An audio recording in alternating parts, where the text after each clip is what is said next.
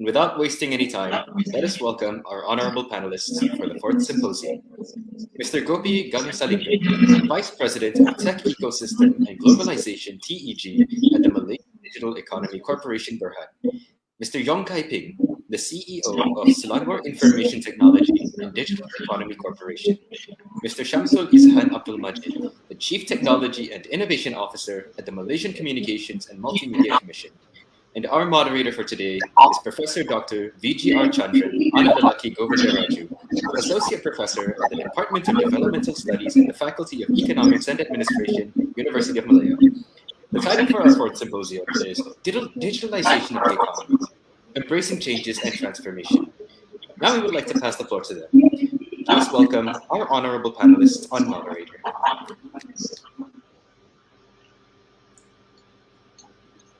Thank you, Etika, and thank you for organizing the seminar.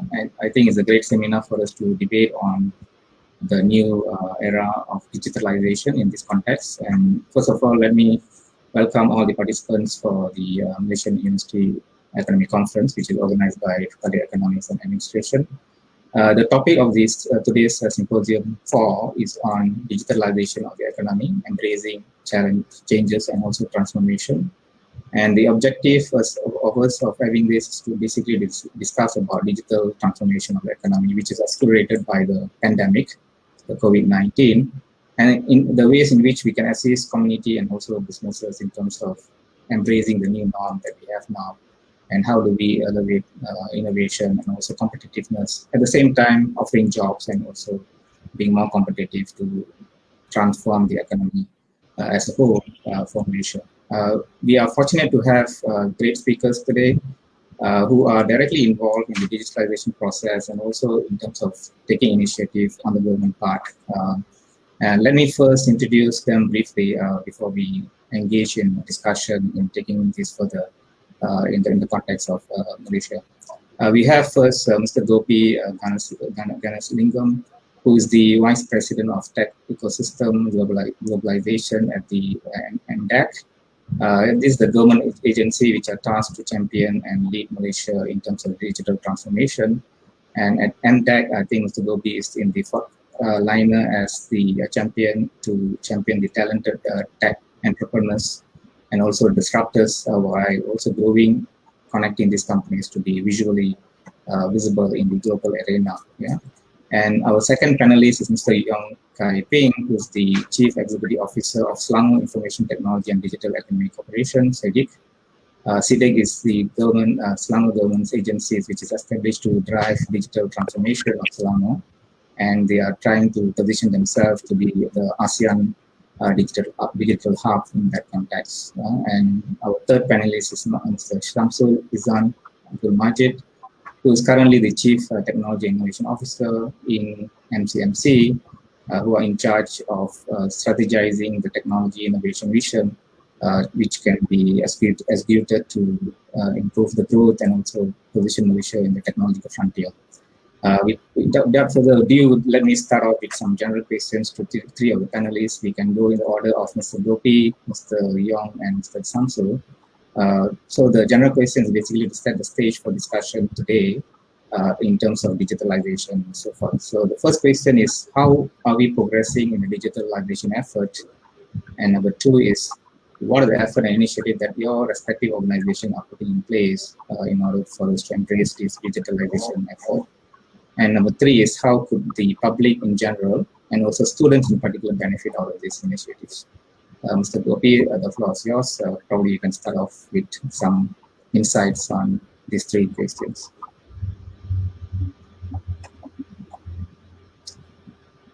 Mr. Gopi, I think you are muted. Sorry about that. Thanks for the question. I think let me start off. I think the digital economy is the economy. More so after COVID has come in, and we're all working from home, we're working online. Digital is the economy. And so at MDAC, we are the champions leading the digital economy. And the digital economy for us in Malaysia is not small. It contributes to about 19% of the entire GDP. And we're going to see this going to 20% very soon with all the initiatives that we're putting in place. So it's about moving from digital users to digital makers. It's about adoption. It's about coming up with companies that are digital in nature. It's about having awareness. It's about going into cashless society. It's about online applications. In terms of the fourth IR, what are the niche areas that we're looking at? So we have lots of focus. So at MDAC, we are focused into these four boxes. One is about digital talent and how we have to upskill and reskill talent to match what's happening in the digital world. We've got digital investments. MDAC is also driving a lot of the foreign direct investments coming in.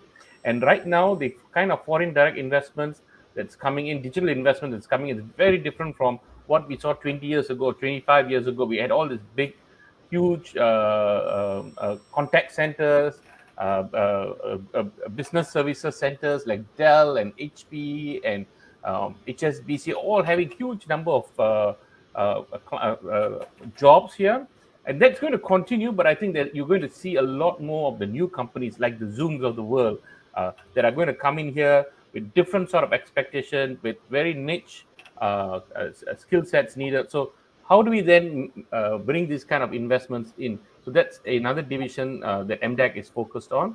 And the third one, which is primarily where I come from, is a division that it's about creating businesses. It's about looking at who are the disruptors, bringing them out. So because one of the things that we do very badly in Malaysia is storytelling. So many don't know that we have such disruptive technologies coming from Malaysia. For example, the latest unicorn that we just announced, Qasem. Qasem has been working with MDAC for the last 5 years, and when they started, nobody knew. So it's about elevating. The other bigger companies are also part of this ecosystem that we are creating under tech ecosystem and globalization. Is to manifest these companies into something bigger. So we have lots of initiatives around there. The other part of the business that a colleague of mine, Aiza, is heading up is about adoption. I mean, it's nice to have all these platforms, but people are not going to be using it if they don't know how to use it. So that team, particularly under e-commerce, is actually driving the adoption for the digital economy here in Malaysia. Go back to you, Chandran. Doctor. Thank you very much, Mr. Gopi. Probably Mr. Yong, we can add in. Yeah, I think the issue is the challenge is now is the implementation. I think I do have some friends who are well versed in Taiwan. He's the so-called guru of e-commerce, and so he actually commented from his heart, not sarcastically. He's saying that Malaysia have so many plans, so in terms of internet, so if you really can implement it, we are already the global superpower. So the issue is, even some other countries, we always have plans before some of the countries. I think in terms of direction, far side, we do have it. But the issue is the implementation and how much resource you want to put in. So I think we need to challenge this mainstream myth that hardware is more important than software. We always tends to be things like that. So we have no qualm of investing 20 million in highway, but when we came to investing 20 million, 40 million in software, then we hesitate. So I think that's a challenge. So that we need to change the mainstream ideas of the whole society, not only the government but private sector, and in every level of the society that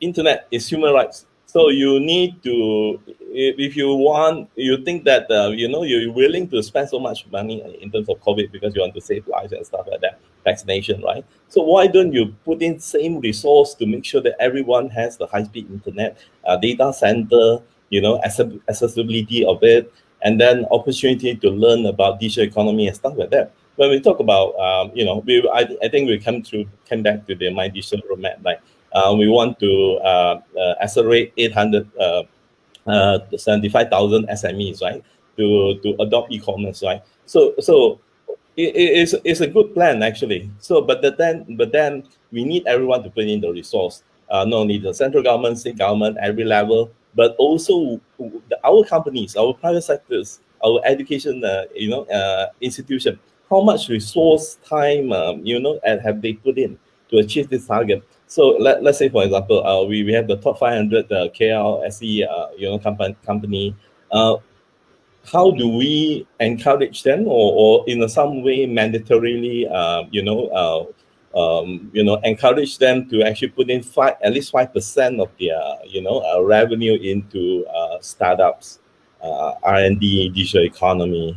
So I think that's the key issue: implementation and the resource. So we do have the direction, but resource, there's not enough resource from everyone, government, private sectors, education, institution, and stuff like that. So I think that's the main challenge.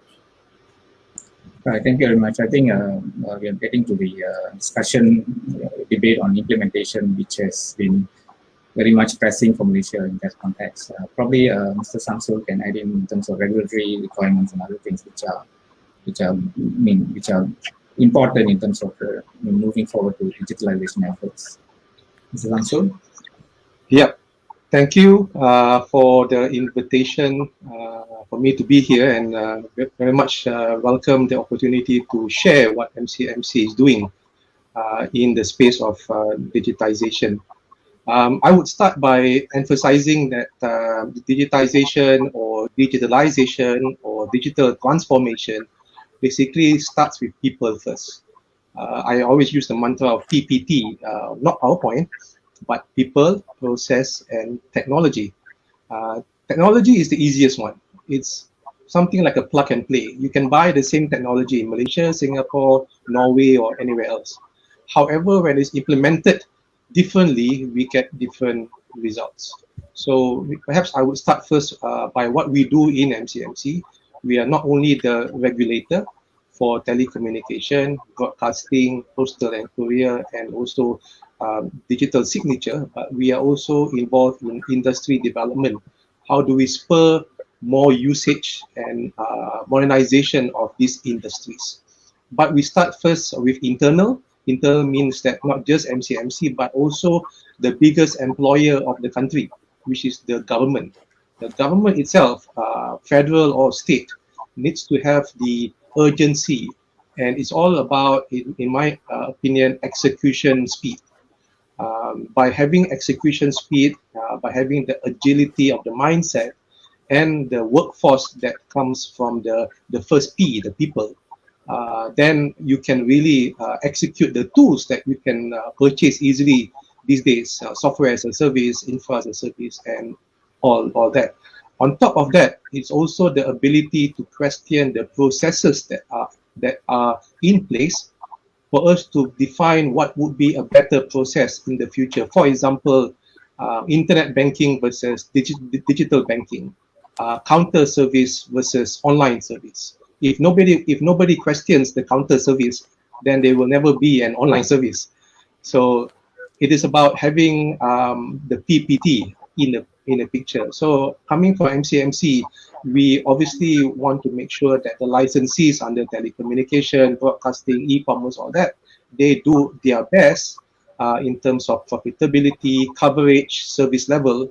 However, there is also that need for the culture, the process, and the mindset. If I take this further on, thinking loudly about the regulatory framework in the context of Malaysia, I think what is important for us is to democratize the technology itself so that it will be reaching all the people. It's not only certain people which are having those technology who can be monopolizing the particular economy, activities, and so on. Yeah? So in that context, I think to democratize this technology, prices to be cheaper for those technology so that everyone can benefit out of it. Say so for broadband for services, we are still seeing the speed to be very limited. And then in terms of pricing, it's still costly for us to, if we compare across ASEAN as well. So in that context, what are the initiatives that we are trying to do in terms of reform in the telecommunication industry? Is there any effort to democratize this kind of technology so that it will be reaching out more to the poor as well? Sure. So perhaps if I can just highlight to everybody the Jendela initiative. that MCMC initiated with the industry beginning of last year. Jendela initiative basically is the foundation for 5G that will be happening around us beginning end of this year. Jendela basically has three main areas that is to increase across Malaysia. One is the number of premises that is able to get fiber. We started last year by having 4.9 million households, and our goal by end of next year is 7.5 million. And today we are at 6.0 million. So we have moved from 4.9 to 6.0 premises that are able to subscribe to fiber. On top of that, 4G mobile coverage last year was at 25 megabits per second. And we aim to bring that up to 35 megabits per second. And today we are at 26.03. And also in terms of coverage, 4G, wherever you go in Malaysia last year, was at 91.8%. And our goal is to have close to 97% 4G as of next year. And today we are at 94, move up from 92% for 4G coverage. These are foundation for 5G, which as all of you may understand, will bring a lot more capability in terms of industries, use cases, not just individuals like us having faster YouTubes, but in terms of use cases in manufacturing, autonomous vehicles, and all that. MCMC plays a part where we support the industry in terms of the outer areas, the kampong areas, the hard to reach places. We have a program called USP, Universal Service Provision, where it is under the support of MCMC, and where we put up satellites coverage and specific coverage in very far-flung places where it does not make commercial sense for the operators today to actually do it. Yeah, that would be a great initiative in terms of Jendela. But I mean, of course, we have to also make sure that the private sectors are participating largely in the context of being more competitive and bring down the price effectively down for many of us to participate within the context.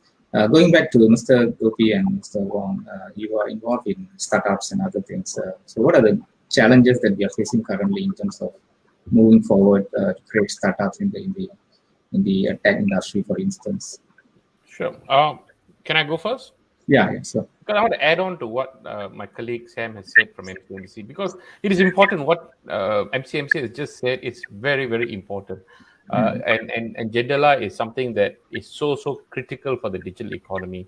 And at MDEC, this is important because MDEC and MCMC, we are like brothers in arms, right? Because if you want to, the best way to articulate this is like a highway. MCMC builds the highway, and MDEC places all the cars, the traffic on the highway.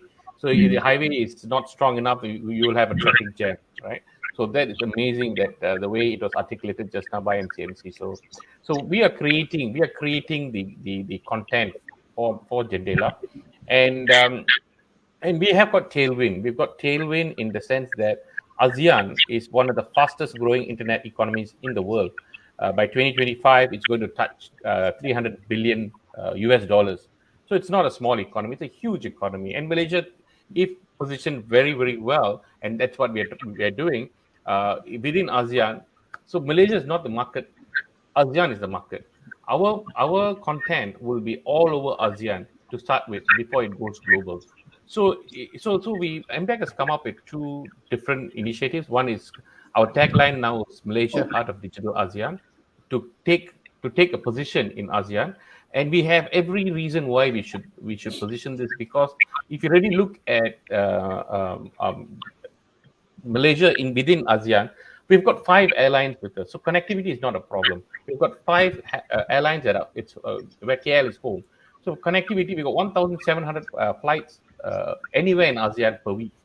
We are linked by 300 ports by 39 main operators. So we've got so many bilateral FTAs. We've got regional FTAs. So we've got everything that's going for us for Malaysia. So we need to make this happen. And then we've also been ranked as number 2 for ease of doing business in ASEAN.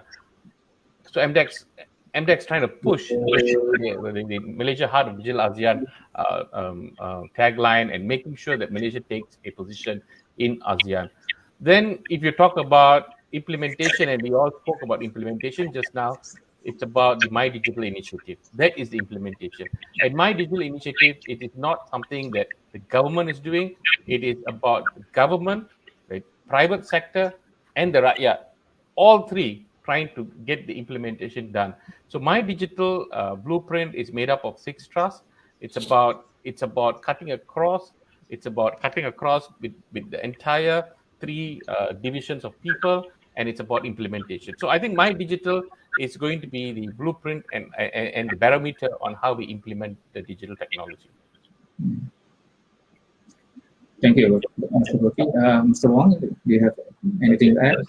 I think to follow up on what my colleague Gopi have said, I think you look at now currently, I think we are looking at the 80% of the society or economy hasn't been digitalized yet.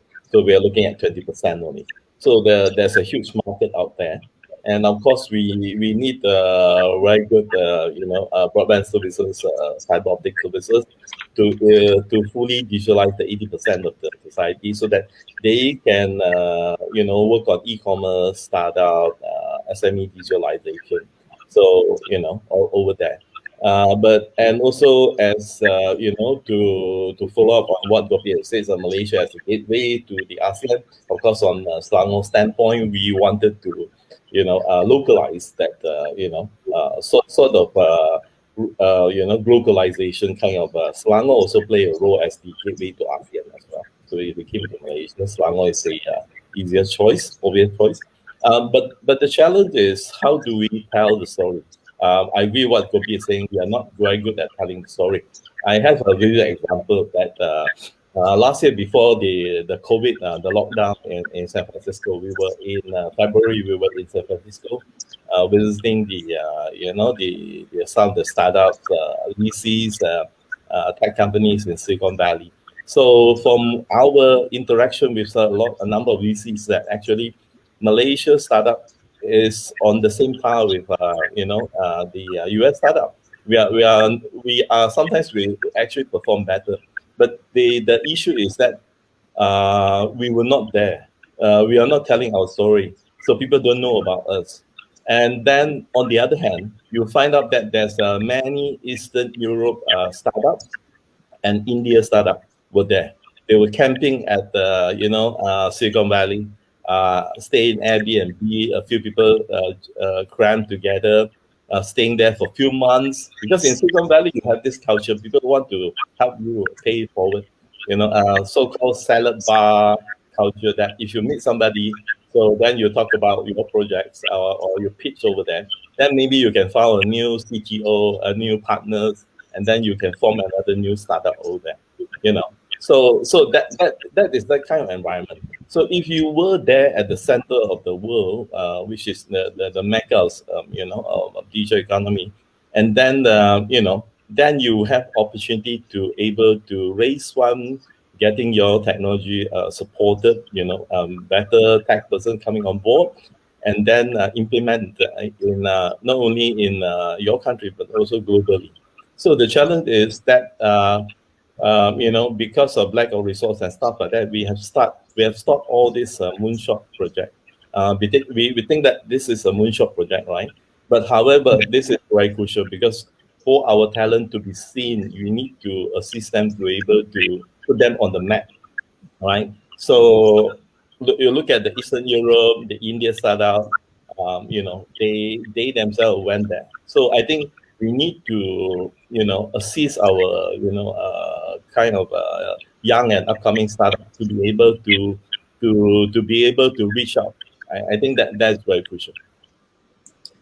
Yeah, apart from the resource constraint that we have to make these companies to be more visible in the global arena, do you think there's any other problems that these startups are facing, like financing and other aspects which limits them from progressing? So I can take that question if it's okay. Yeah, sure. So that's core of what we do. I think since we are talking to students, I want to encourage students to be entrepreneurs, because we as a culture, we think entrepreneurship, it's the culture is you must be an engineer, you must be a lawyer, you must be a doctor. But if you go and to Kai Ping's point, Silicon Valley is made up of entrepreneurs. And we shouldn't be shy. We shouldn't be shy of failing. We should keep trying. I think we should be shy of not trying. We shouldn't be shy of failing, but we should be shy of not trying. So that's a culture shift that we need to do, and STEM also brought it. It's a mindset change that we need to bring. And today, the entrepreneurship in Malaysia has changed so much in the last 5-6 years. We have what we call the digital hubs. Digital hub, and Kai Ping sits on a digital hub in SciTech. The digital hub is the thinking of Silicon Valley. We went to Silicon Valley a couple of times, trying to find out what is making Silicon Valley work. We knew that Silicon Valley can never be recreated again because it was by accident. It is the mindset, the paid forward. Even America cannot, US cannot recreate Silicon Valley. So, but we understood the elements that make this happen, the elements of talent, the elements of entrepreneurship, the elements of money investors, the elements of technology, elements of people just meeting, and that was what made Silicon Valley. So we brought these elements and we went to co-working spaces, office spaces, and we said, if you have these kind of elements in, we will give you a certificate called the Malaysia Digital Hub. And we have 21 of these hubs, and it's running full.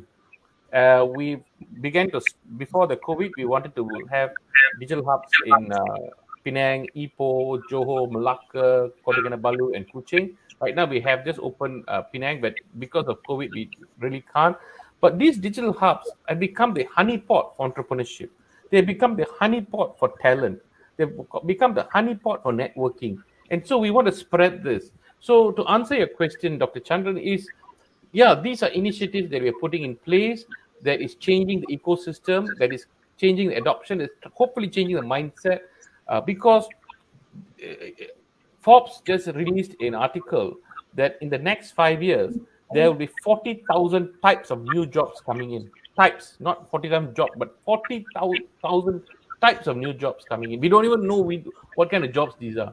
But that's the kind of mindset we need to have. We need to keep constantly pivoting our mindset. We have to be resilient. We need to see what's changing, and we should have that independent thinking. And don't be shy to be an entrepreneur. Don't be shy to be working as a digital marketer. So these are things that are changing in the landscape, and this is core what MDEC is doing. Thank you, Mr. Gopi. Mr. Shamsul, you want to add anything on this? I mean, in terms of sure. I mean, I myself had the opportunity to have a few startups of my own years ago, and I find that the key to having a prosperous startup ecosystem is also the ability for everybody in the ecosystem to embrace risk taking. It's about having that high risk approach that can be supported by the ecosystem. Most finance institutions don't like to hear high risk because it's something that means that they will lose money, and it will disturb the cash flow. However, we can see from many startups, not just local but also overseas, that you need to be a risk taker first. And from the risk taker, you can't be alone. You've got to have an ecosystem of risk takers as well. And this includes perhaps local VCs, the big institutions that basically understands that for us to make a difference, you've got to be different yourself.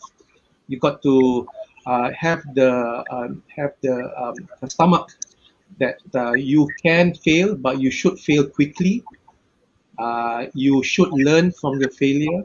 Wear the failure on your badge, as a badge on your arm, because that means that you have learned something that some other person have not learned before, and have that as one of the criteria that you would like to actually spur more startups. Because if you notice, most people in the startups, they understand that failure is front and center in front of them.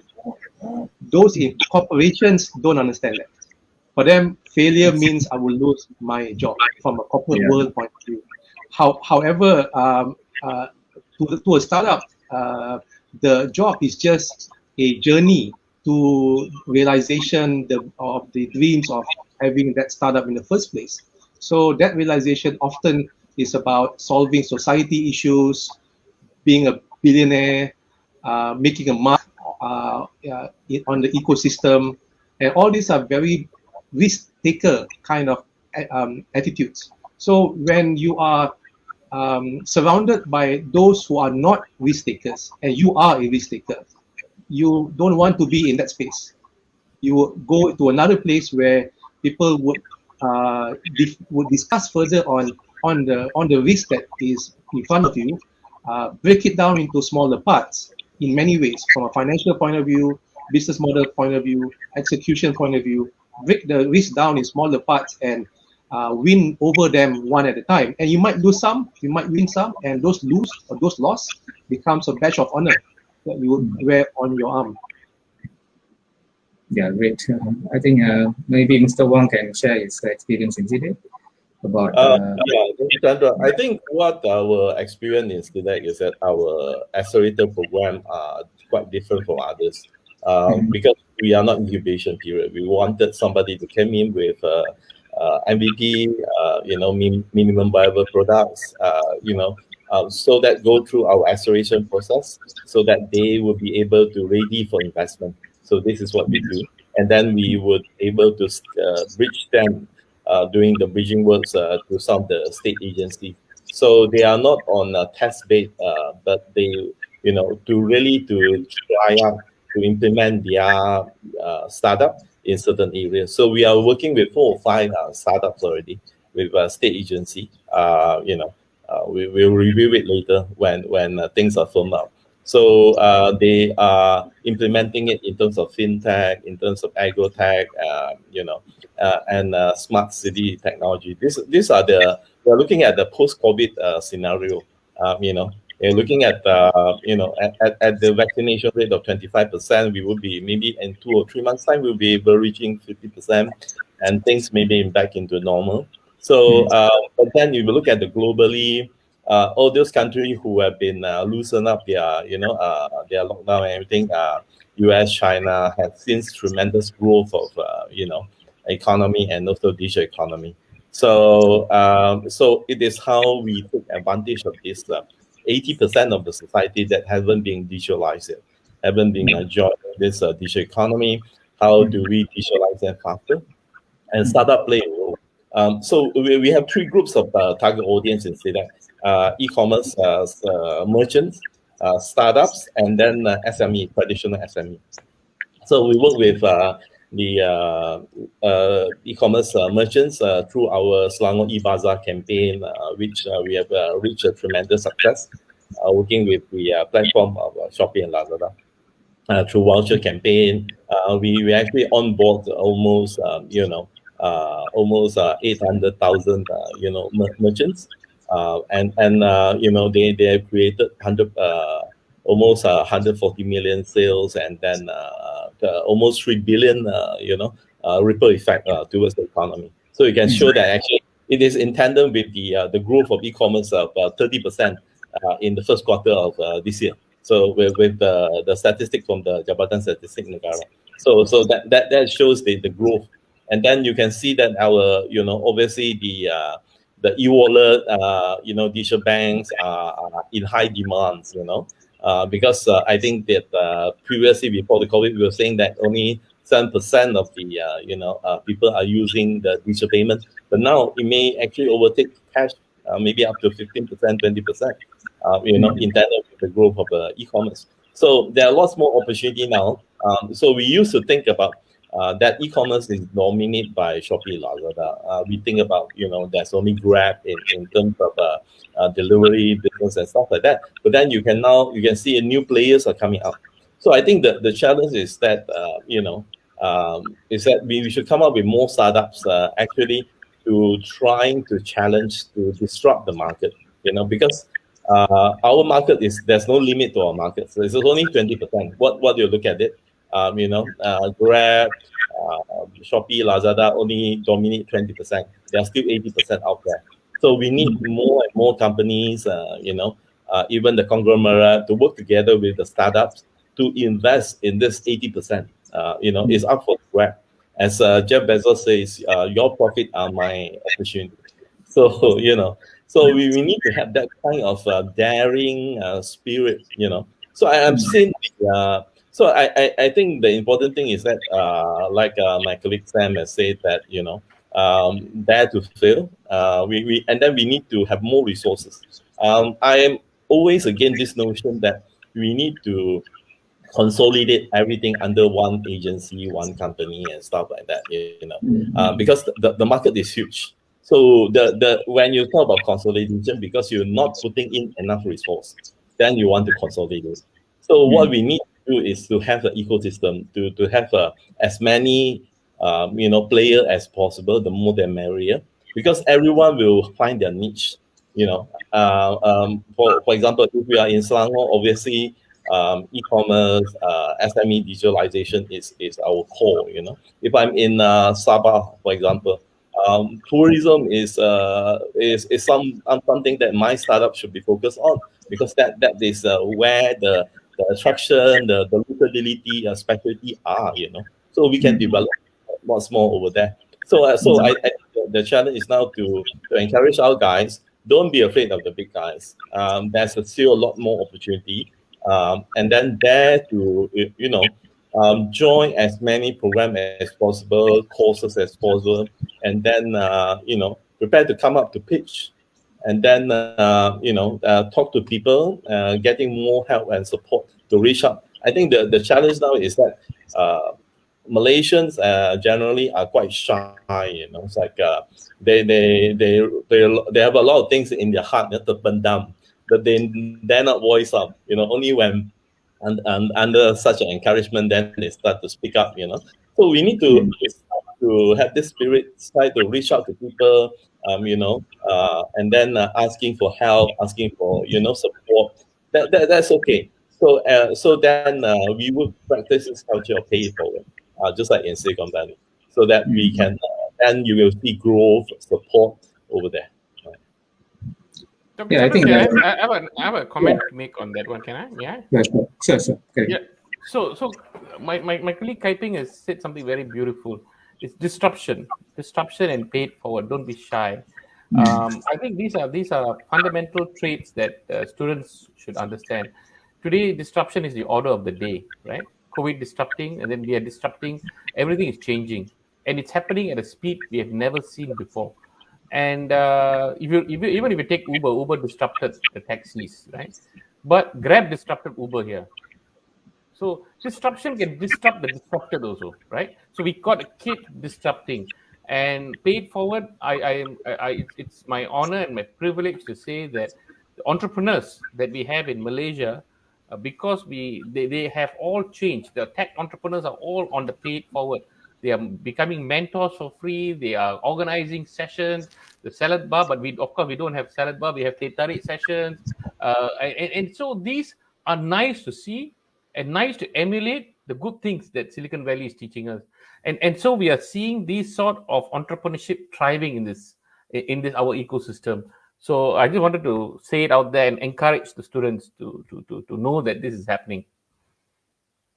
Yeah, I believe that one of the challenges that we have is in terms of creating demand for these ventures, because sometimes when you've been small and you need some help in terms of creating those demands for your services and product, and how do we plug them into multinational companies and also for within other value chains within the context. So is there any strategies for that? To help up these small, even micro ventures that people are looking at? From the point of view of MCMC or even any of you, in terms of creating the demand, there are some strategies that are used by other companies, other countries like Taiwan and so on, in terms of creating those demand at the earlier stage of the incubation, for instance. So because that is critical, you can have a wonderful idea and product and services, but if you are unable to drive demand in that sense, then it will be very difficult for you to position yourself. Are we looking into that perspective as well? Yeah, so perhaps I can maybe highlight to the audience and the students of University Malaya that the opportunity for SMEs are not just within the SME space. It could also be in collaboration with government itself. And my colleague Gopi highlighted just now on the My Digital initiative, which is not to be driven solely by the government, but is to be driven together with the private sector. And the private sector can come from any walks of life. It can be the smallest of organization to the largest of JLC. However, it is a call to action when it comes to bringing the entire country forward, embracing digitization from many angles. Because if we don't work together, irrespective whether you're a small or large organization, then change will be placed upon you instead of you embracing that change. Has never been in the history of humankind that the rate of change has increased so fast as what we are experiencing today. I mean, there's change always been there since our grandfathers' days. It's always been there. However, what they see in 10 years is what we see in 1 year. So to make sure that the landscape is able to ride the wave of change, no one can do it by themselves, not even the government, or not even large organizations. So everybody needs to work closely, find or create your space or find your space. Startups and SMEs also have a lot of space that they can actually be part of a larger movement. I suppose I'm very glad that My Digital was announced, because I believe before that it was kind of blur on who's doing what where. But now I think under the 6 pillars that Gopi mentioned earlier, it's very clear that what areas that should be done in terms of talent, economy, in terms of government itself, manpower, and SMEs play a major part because they are more agile. They don't have the processes in place as what big organizations do. They are able to turn around faster. Therefore, they are able to be part of the ecosystem. However, going back to what I mentioned earlier, most larger organizations are not willing to take up smaller organizations as part of the ecosystem because of the risk factor. Can the small company survive this? Are they still here tomorrow? So those are risks that we just need to mitigate. It will not go away.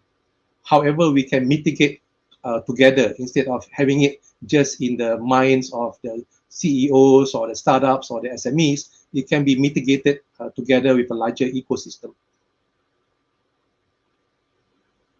I think putting forward the plan is important, because we have a clear direction where we want to go, and then we know who plays what role within the context of the plan itself. Going back to the implementation we were talking about, in the past, we have done a lot of things. Digitalization is not something new that we are talking about now, only that it has been accelerated because of pandemic. And even previously we talked about digitalization, automation, and so forth. But we did not see such a big success in that context. So going back to implementation of it, so how do we make sure that this implementation will be more successful in terms of bringing My Digital in context? Do you think that coordination failure is one of the key elements that we need to look into?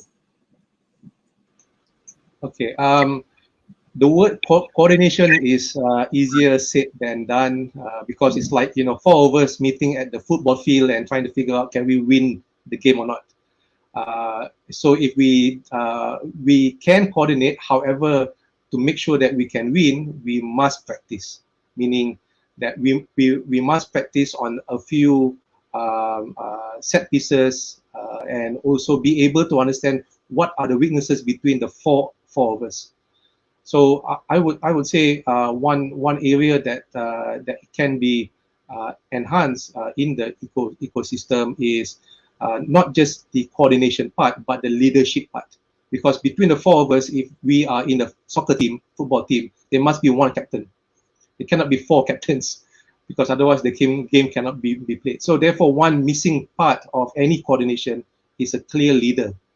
And I'm not talking about manager, I'm not talking about a boss, it's the leader. And that leader basically carries the beacon, carries the banner, And that leader could be someone in the small organization, in the large organization, but leadership values in this age of digital transformation is super critical, because otherwise the technology will overwhelm you and you will be a slave to the technology. AI is one of the examples.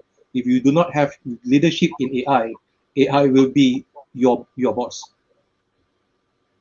Yeah, I would like to follow up on, give a two example on what Sam has been saying. I think I'm quite impressed with the saying that, it's not coordination, it's the we need to practice, right? Where do we practice? For example, we have a startup who is also was selected to the National Sandbox Program. They were using AI to rate the the grade of the palm oil, palm oil fruits, right? So if we do that, we will be number one in the world because nobody is doing it, right? But the challenge is to get the palm oil company to willing to participate in the projects, because it will, like it or not, it will might disrupt their collection of the palm oil fruits and stuff like that, and also it involves a cost and stuff like that. Maybe around 100,000 every time if you implement it. But then in order to be able to commercialize, you need 95% of accuracy. So they are around 89 or 90%. So, the more form, the merrier. So, but the challenge is we need to get the palm oil company, some of palm oil, and it cannot be only one palm oil company.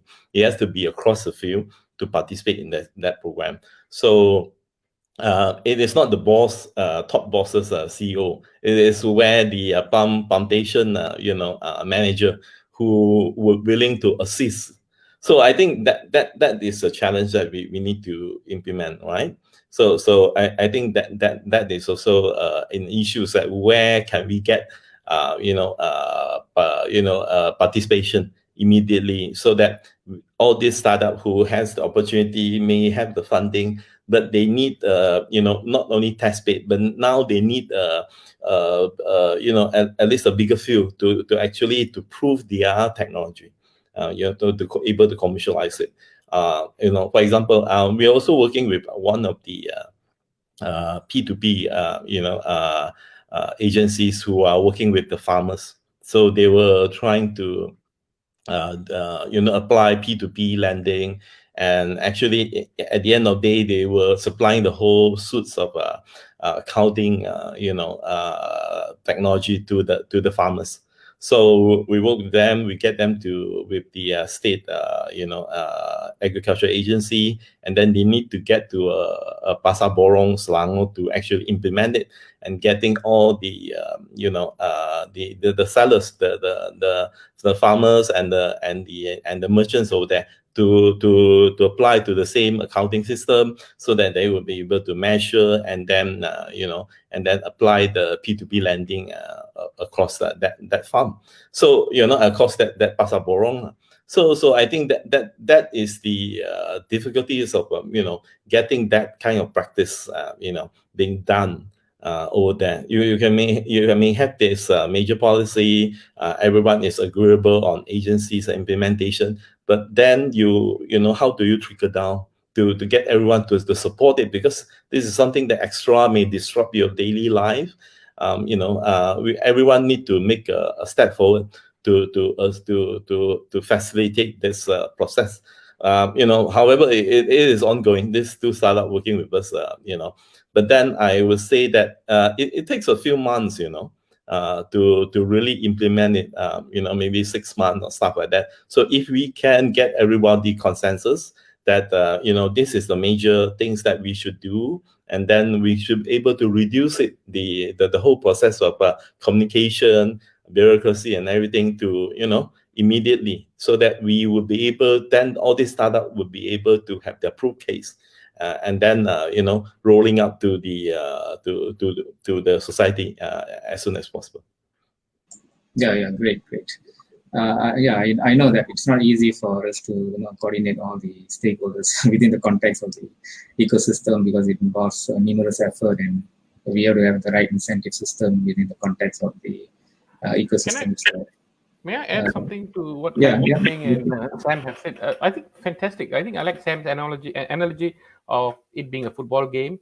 And I think My Digital is has arrived on time, in time, to be that umbrella body. So that umbrella body had to be there, and I don't think there's any overlap with what the agencies are doing, what Magic is doing, what Mosty agencies are doing, what the digital hubs are all doing. There's no overlaps, but we needed that umbrella body. And I think My Digital came in just in time to do that. And I just want to add to what Kai Ping said. So Sandbox, yes, Sandbox. We are beginning to see disruption happening in the region by our Malaysian entrepreneurs. We are beginning to see drone services. Our Malaysian company is now #2 in the world. We are seeing Qasem just announced their unicorn status, also disrupting and maybe a very unique car platform that will have the entire end-to-end experience of not just buying and selling cars, but maintaining a car, academy, where they're going to churn out talent. So these are things that we are beginning to see disruption is happening faster and faster. And we are seeing Malaysian entrepreneurs on the Forbes 30. Now there's Forbes 15.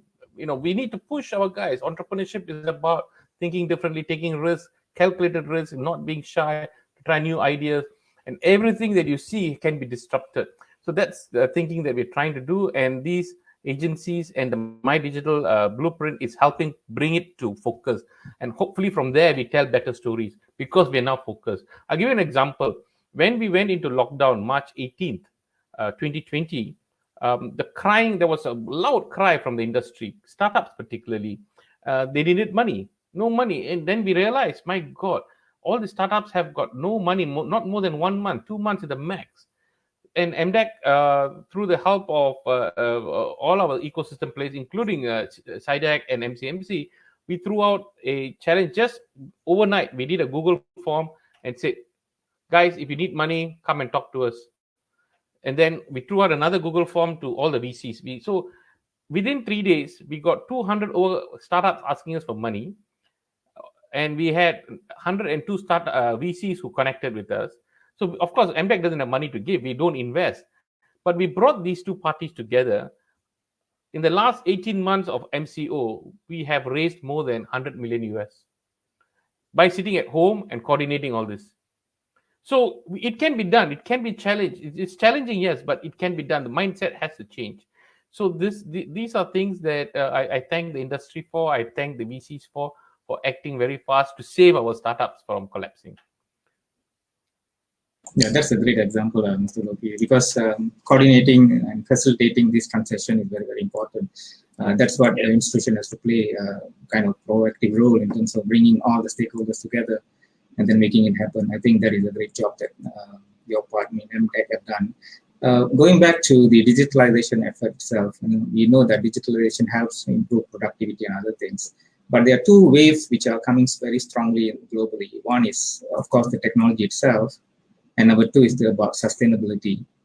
So moving into green kind of standards and so on. I think we can also use digitalization in the context of achieving sustainability in the larger, in the longer term and so on.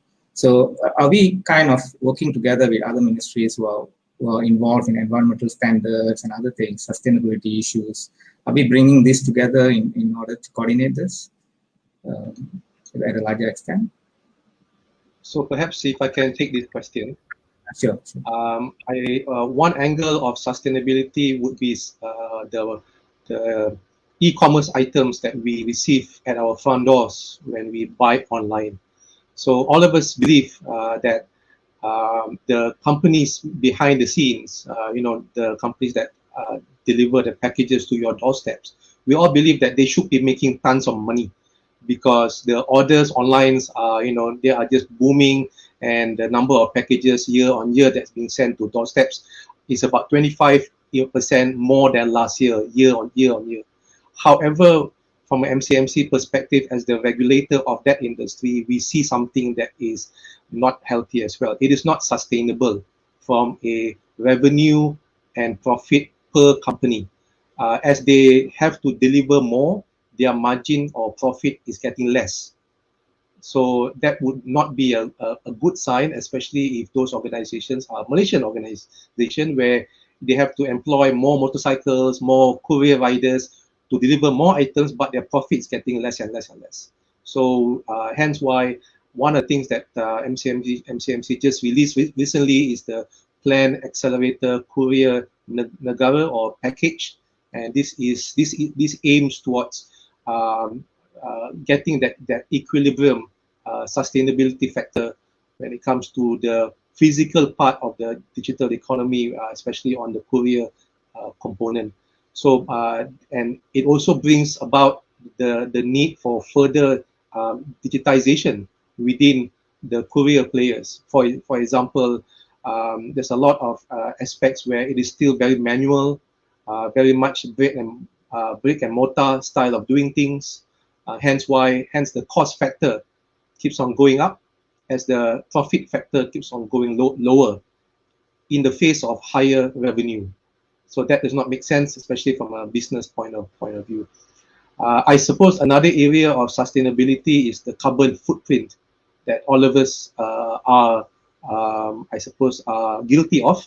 But it's a matter of how much carbon savings do we want to really happen out there.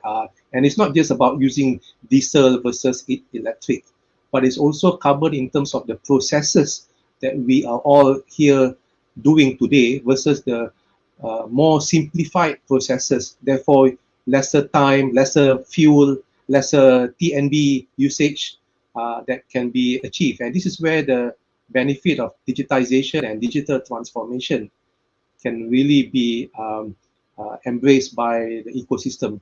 And ecosystem is not just large organizations. Small organizations are very nimble. They can really kickstart the digitization and digital transformation so easily that it can be modeled by the larger organizations. Sure. Let me take up questions from the floor. We have another 30 minutes. So I think we had a very fruitful discussion about moving away from just digitalization and then talking about implementation and how startup works and what are the key factors that would be needed for us to create an ecosystem for the startups and so forth, including venture capital market and other things. Let me take some questions from the floor and then read out that loudly to you. Hold on. One of the question that is put forward is on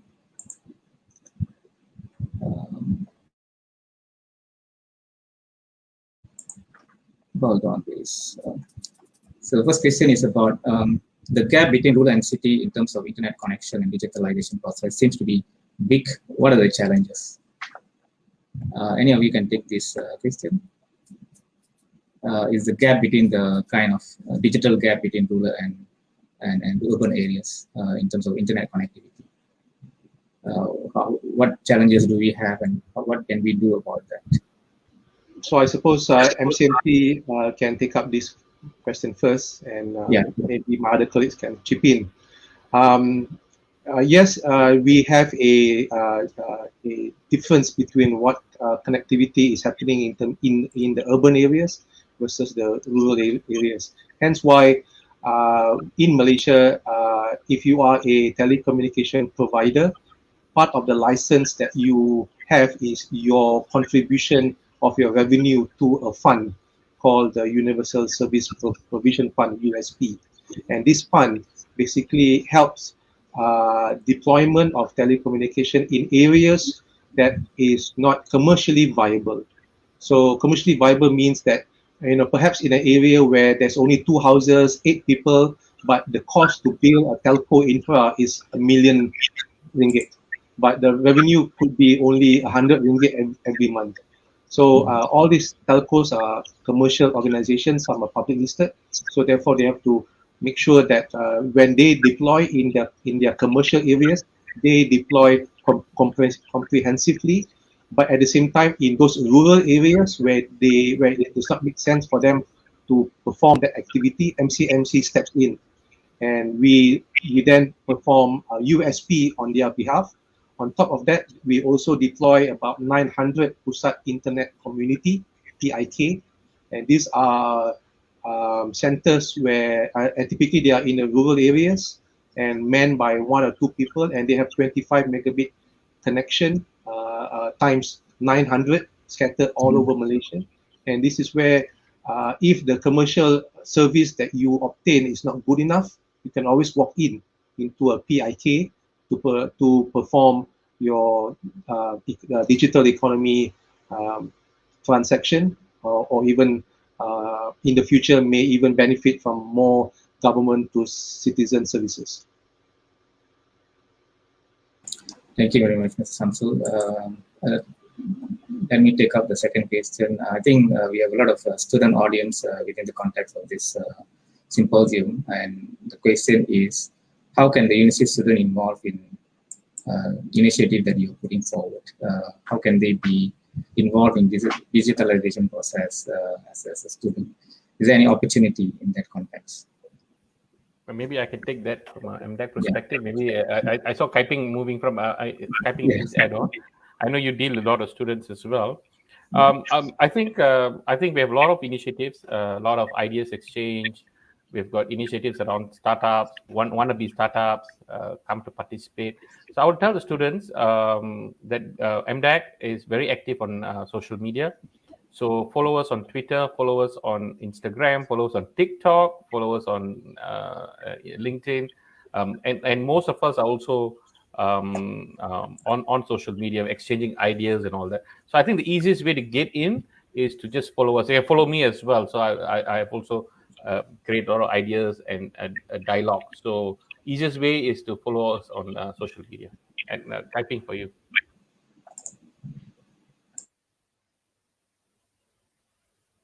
You muted, Kai Ping. Yeah.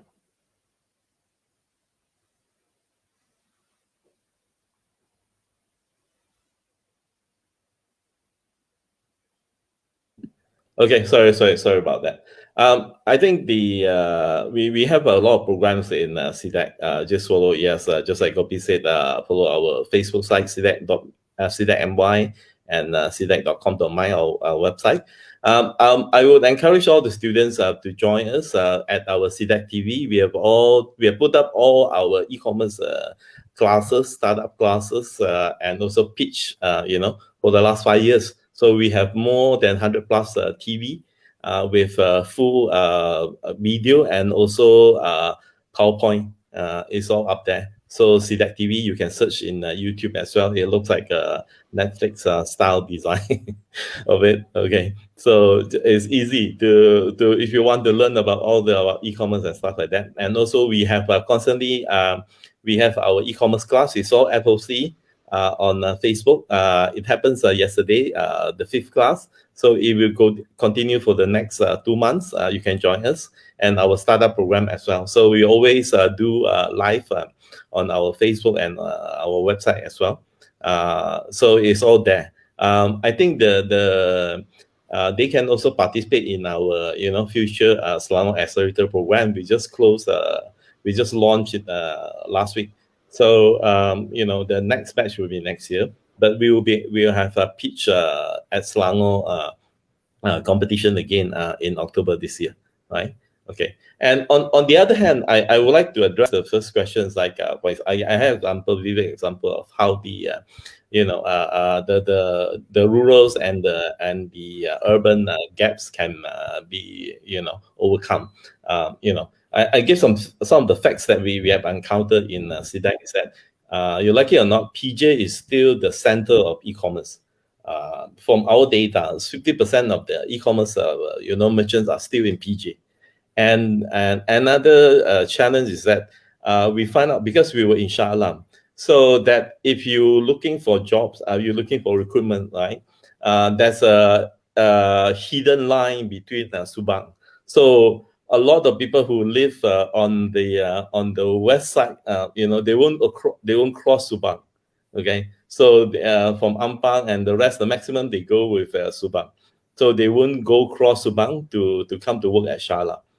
Those at Shah Alam, you only get people from Klang, Shah Alam, So that is kind of geographically and also the impression kind of restriction. you like it or not. So I think the challenge now is to actually, what we can do is actually not to suppress the most successful guy, but instead we must learn from the best. So you must send your best talent to learn from the best, and then go back to your hometown, to your area where you came from, and then develop over there. So I think that is how China has developed for the last 30 years. They send their best people to US, and then go back to their hometown, to their east of their city to develop, So I think this is what we need to do. We need to get the best student and everyone to come to the best, learning center and places there where you get the best resource. You learn and you build the connection and all this, and then go back to your hometown to develop the specialty in your hometown. For example, in terms of digitalization, durian. If you're from Pahang, Bentong, digitalization of durian is obviously a big business. You use AI to grade durian. You can do all sorts of things, payment, even just do digital payment. And also digital marketing. You can already solve a lot of issues that a lot of durians that couldn't sell it out because due to the lockdown and stuff like that. So we are not doing it that as huge. And if you look at Skinjang, there are a lot more kids who go back to help their fathers, fishermen and stuff like that, to sell their, fish and everything online. So how do you do it systematically? Now we can only do it on WhatsApp and stuff like that. But then you look at China, they have this software that as long as you put in the price, then the chatbot will immediately talk to you how to take order, do the payment and everything, just without human power, just automatically. So we need to develop all that so that our parents, our folks in the rural countries can benefit from that. And for example, we have an example, this Pakcik from Sarawak Benam, who is selling fried bitter ground and sambal. So he joined us. He's something like 50 years old, and he liked tech. So he knew about the Selangor e-Bazaar campaign. He joined us. So join our campaign, and then his sales actually increased to daily sales about 3,000 ringgit per day. And then he was able to buy from the local farmers the bitter ground, and then get the people around him to actually help him to do packaging, to cook the bitter ground and stuff like that. So this is a very good example how somebody who learned about it.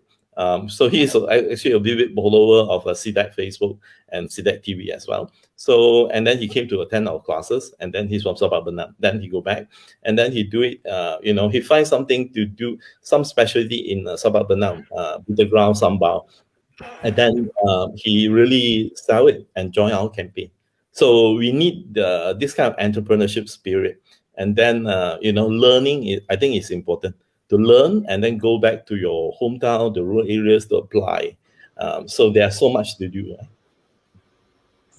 Yeah, great. That is entirely true. I mean, we are spreading the effect of digitalization in other regions as well. Looking into how do we strategize that in terms of bringing more value for other regions to participate in the digital economy as part of it.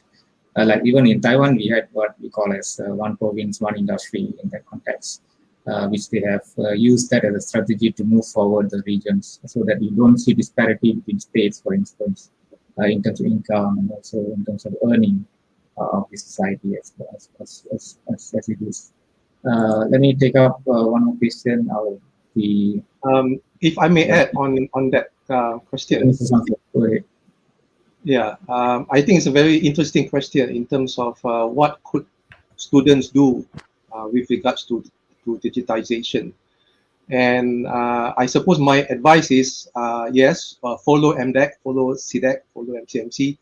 But I think more importantly, every university student, after years of primary, secondary, and tertiary education, you should have the ability to solve problems. So, and around every university student, wherever you are, there are always problems to be solved. And digitization is just a tool. It can be any other tool, but as a matter of fact, in our lifetime, digitization is the most obvious one, it's the easiest one, and you don't need to build a factory to actually have digitization to help you. However, it is useless if you do not have the aspiration of solving problems. And solving problems can be from anything, like for example, in the past, and when all four of us were younger, we had to queue up to get a taxi. And taxi sapu lah. But somebody solved that problem. Somebody make it easier. And I think you know the names of those organizations. So it is all about looking around you, whether you are a kampung person ke, urban bangsa ke, there's always problems around you. And you can be from the medical side, from the manufacturing side, from the business side, and you can solve it in your own way. But now there is a new tool called digitization, or even digital transformation, because it also can come with a new business model that you can use to solve the problems that are happening around you. Don't wait for others to solve. If you can do it, go ahead. Yeah, that's very well said. Very well. I think that's a great advice.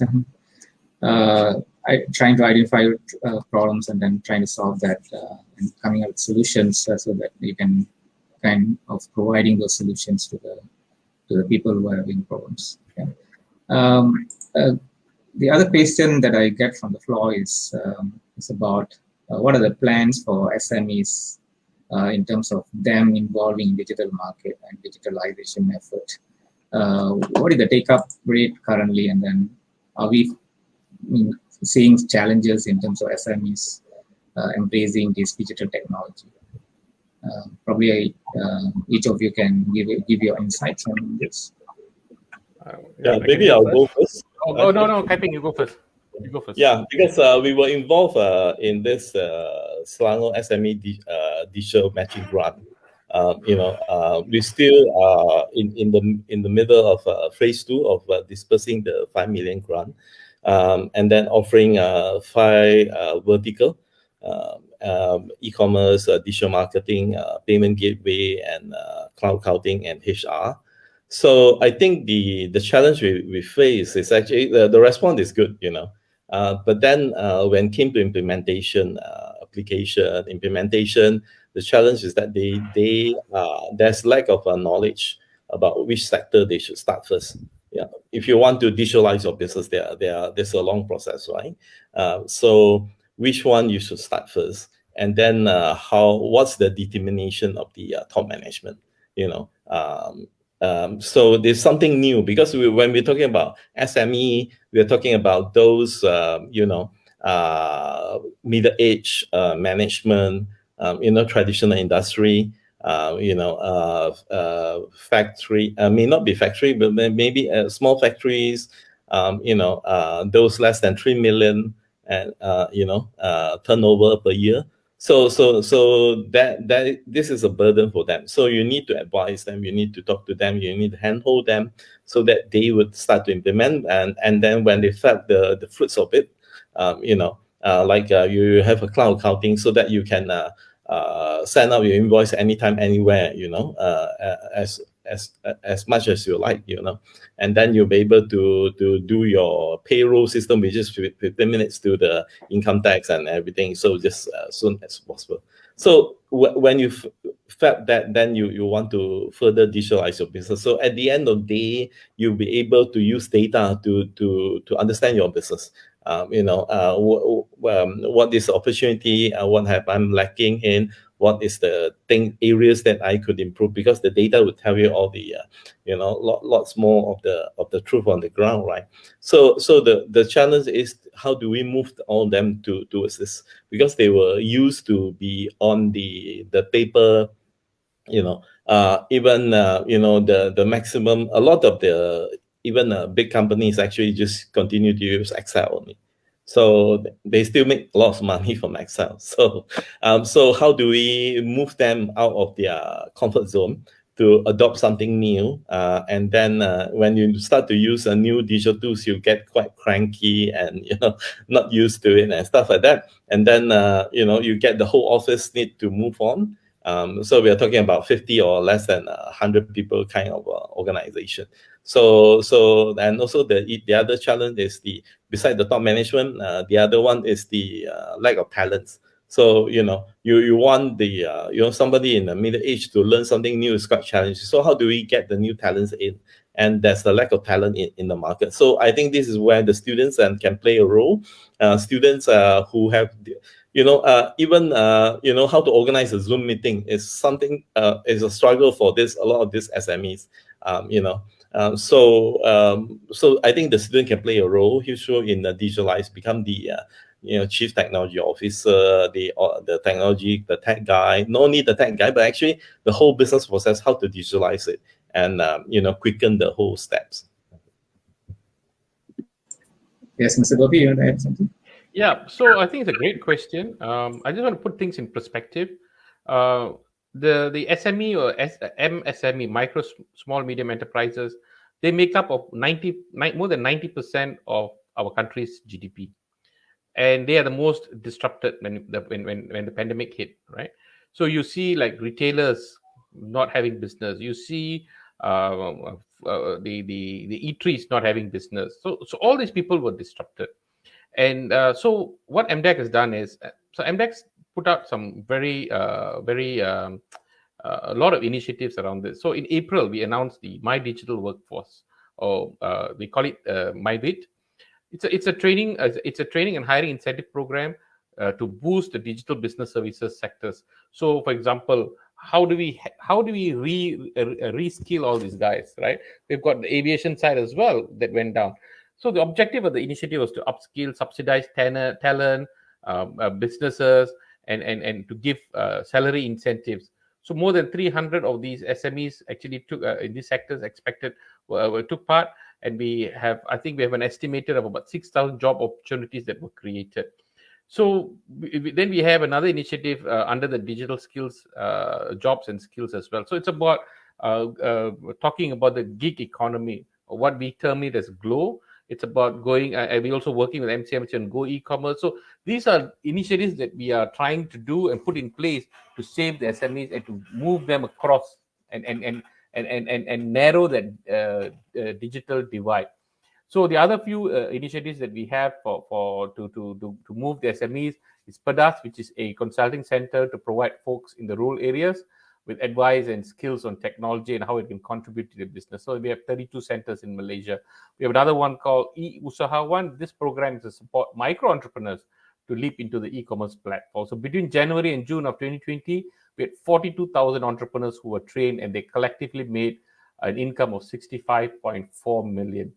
So the e-Rezeki program is another program which enables our citizens, particularly the B20s, to generate additional income by doing digital assignments via online crowdsourcing platform. So this is how we have been catalyzing the SME, the micro SMEs, to survive and to convert these guys to move forward. Yes, yeah. My advice to MSMEs and SMEs during this time is to emphasize, put more effort into networking, because I think, especially in this situation of COVID, it provides a more level playing field. People don't know that you are MSME. You might be a very loud and prominent marketeer online, and people think that you are a large organization with a huge turnover. So to make sure that you are relevant, you've got to take the advantage of networking and perhaps have a KPI of how many new people you should meet every week of the month, and therefore after four weeks you have many new people that you have not met before, especially during COVID, where you can meet just like what we are doing now. You don't have to do physical meetings. Present yourself, project yourself to as many new people as possible, because it is typically from the word of mouth and networking that people will connect you to another source of business or opportunity. I feel that MSMEs and SMEs today have a lot more opportunities than ever before due to the tools that we have in our hands and the tools that we have around us. Things like WhatsApp, the video call that we are doing now. MSMEs 20 years, 30 years ago couldn't imagine running their business in the way that we are doing it now. So I would say use it to your advantage. Send the email out to as many CEOs of other organizations to introduce yourself for a 30-minute Zoom call, just to tell them this is what you stand for. Yeah, great. I think those advice will be very critical for SMEs to move forward. I have one interesting question, which I think the students themselves want to involve in e-commerce. So they were asking us about what are the most demanded products that sought after in the e-platforms during the lockdown and so on. So they want to know what are the market for those kind of products and so on. What kind of products are kind of popular products that e-commerce kind of providers are looking into. If you have any take on that? Yeah, I think I can answer that question because we just came back from this e-bazaar campaign, with Shopee Lazada. So from the data, beside the traditional 3Cs product, computer and and all that, like mobile phone and stuff like that, I think Malaysians are really decoration, home decoration, because you were locked in home, so you want to decorate your house and stuff like that. It's quite popular. And then Malaysian is also a young. We have a lot of young family, so Pampers and baby products are quite popular as well. And of course, clothing is always popular. I think these are some of the major items that's coming out. But then you can see that actually we do have some special items that unique to our country and this region. For example, tudung. You look at Indonesia and across the Muslim population, 300 million in Southeast Asia. Only Malaysia has a few branded, tudung Muslim wear brands. So these are the opportunity that we can develop, and some of our entrepreneurs, women entrepreneurs especially, are doing very well. So I think there's a market for this. My take is that we are lacking of entrepreneur who understand the brands, for example, like Zara and stuff like that, to be in the Muslim wear market. I think that there's a huge opportunity for that to have more brands, in terms of that. And I think the local products as well, local fruit products, we still think of durian, for example, and there's no product market fit problem. Everybody know about it. But then we only came up with fruits. So there are all sorts of durian product you can do. And then how do we make sure it is being able to supply 365 days, and all sorts of other durian mixed with this, durian mixed with that, and stuff like that. So we haven't really been innovative about our homegrown product. So I will encourage all the students to think about homegrown product because it's easy to get, cheap.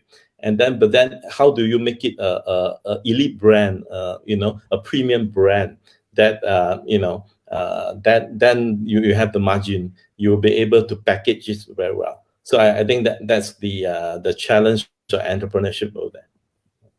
Can I add to what Kai Ping has said, please? Yeah, sure. Yeah, so I think I'd like to steal on what Sam said just now. I think I would like to advise the students, think differently, don't be afraid, don't be shy. And to what Kai Ping's point, the social media is so easy. So if you can, maybe the product that is selling well, you can challenge it. You can be a disruptor. Think about what you could put on the social media. The social media is so powerful. We are having kitchens that are now doing very well, home kitchens that are doing so well, because if you are very good in making a certain dish, you become very popular. So I would encourage students, this is entrepreneurship. This is a great start. to thinking about what you want to disrupt, what is it that you want to sell, tell your story, put it on social media. It's free, it's all over the place, and try and try your hand into entrepreneurship. This is an amazing opportunity. Thank you. For sure, I mean, the digitalization has reduced the cost of advertising and also promotion. In that manner, I mean, we can move forward much greater than before. And in terms of, I mean, just being trader, you may not see that kind of margin, but if you are a disruptor, then of course, you can create more margins and add value to the product and services that you're offering. So I think that is a great advice to the students. I think they need to take risks on that part of it and move forward in being a disruptor than rather being just an adapter or just being a trader in that sense. Yeah. So I think we are coming to the end of the program, and probably I'll pose another one last question from the students. So one interesting question is that they're asking about the future, and like, can Malaysia develop digitalization effort as far as China? Can we move forward like how China is moving strongly and aggressively in terms of digitalization? I would say daringly, yes. And like I started the conversation about ASEAN, which is one of the fastest growing internet economies in the world. Even China is trying to get in here. We are already here. This is our home. I would say yes, and I think we need more entrepreneurs. We need to think differently. We need to be bold. We need to be talented. We need to not be afraid to fail, and we need to go out there and make this happen. I would say yes. Mr. Wong? Actually, I think you look at the big trend for the last 30 years. China copy from US. Whatever US has, so they just copy it, but then they improve it. So you compare it relatively, you see WeChat is more advanced than WhatsApp. Of course, there's a legal restriction and stuff like that. But then WeChat has improved so much in terms of that. And then in Southeast Asia, you see that actually Vietnam is copying China. And it's moving very fast. And because of geographically, they were nearer and stuff like that. So the challenge is but then you can't copy in total. You need to have your own specialty and then branded with your own local products so that you will be able to keep your costs low, right? And then you'll be able to get the market to accept it. So I think we can do it. But the thing is that we need to, just like what our colleagues, my colleagues Sam and Gopi just said, one is need to be daring, going out, tell our story. I think the one thing China learned very well from US is that they also now know how to tell the story up to a stage. Sometimes we a lot of a kind of not bluffing but balloon kind of story is coming out from there. So when you visited it, it is just a very simple structure. But then you in startup we say that you must fake it until it becomes real, right? So to really be able to do that, I think we need more daring guys. So I can see now in Silicon Valley with because of the trade war, so China is pulling out from Silicon Valley. So, but then the groups that are going to rise in Silicon Valley, we're going to see. I think it is obvious. We're going to see the big tech company. The leadership is mostly will come from India as well as Eastern Europe. Okay, Google is like example. So the challenge is, how do we, they are just like the kids from just like us, so, but then they seize the opportunity and they dare to achieve something, try the moonshot. So we need our guys to be like that, to be as daring as them, to be able to tell the story, to be able to reach out, to be able to pivot and find as much resources as you can, and always aim to be the best guy in the market. For example, there's no best durian brand in the market. There's no ultimate Muslim wear brand in the market. In digitalization and everything, all sorts of it. So that the skies are the limit, So we need people to be able to do that. So you may not want to do, digital payment, digital bank, or Grab or Shopee, Lazada, but then others you can do. So I think where do we find that? That kind of spirit. It will always come from the young people, the students. So so we need that spirit, and then we need people to really speak out, reach out, and then try and then pitch. Thank you, Mr. Sam. Do you have anything? Yeah, I suppose my answer is yes and no.